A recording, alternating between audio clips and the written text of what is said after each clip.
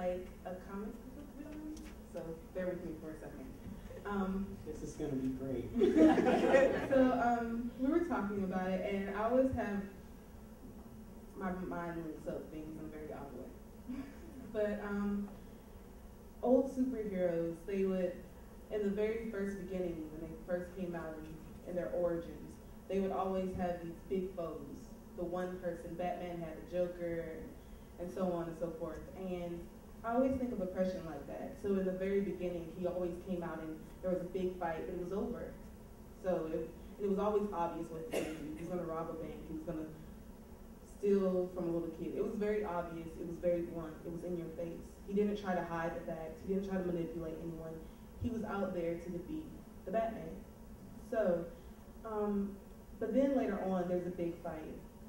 Batman is getting more cunning. He's sick of it. He's not taking it. He's not taking it anymore. And there's a big battle. And then he beats him. And the Joker crawls off to wherever he came from. And you're thinking, it's great. The sun comes out. You have this. The people cheer. It's over. But it's not. The Joker's in his cave, in his little room, and he's plotting. And now he's decided to be more manipulative. So now he's putting money into drug cartels that are seeping into the city. He's decided he's going to go ahead and employ the local youth and gangs. And all these things happen because he's manipulating the society now. He's figured out that going toe-to-toe with Batman isn't going to work. So he's going to be slow about it.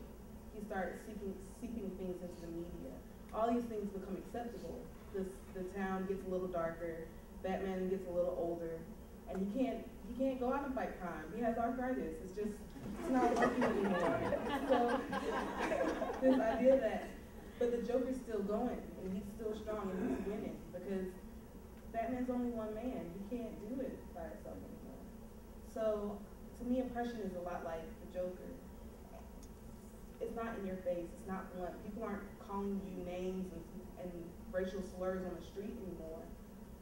But it's there. The media has taken on some of the racial slurs. They've hidden it in tombs and tombs of body language, just creative moves that you don't really think about, and then there'll be explosion. All of a sudden, oh my gosh, that's racist, that's horrible.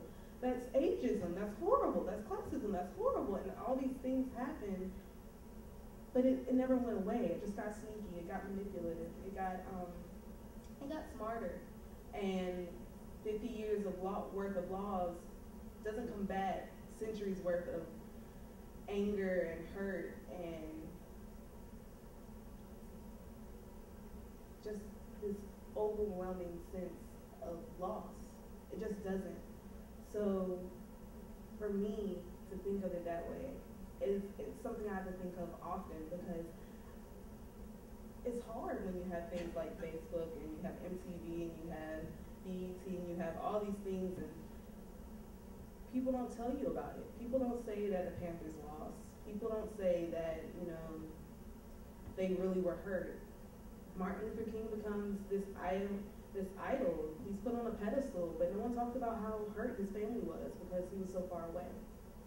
So I think, to me, right now in my work, and I find it hard because I have to do a lot of backtracking. I have to go and ask questions, and I have to read between lines and look for stories that aren't told, because people are still hurt.